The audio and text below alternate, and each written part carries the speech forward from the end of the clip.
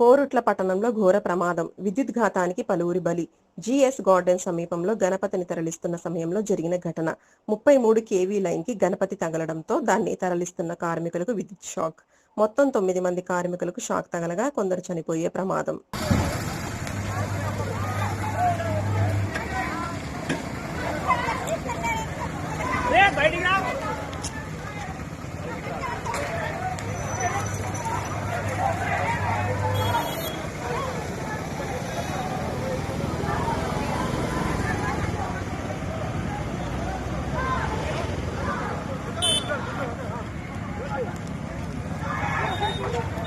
రే lunch చూడుకుంది ఏంద్రా ఇది.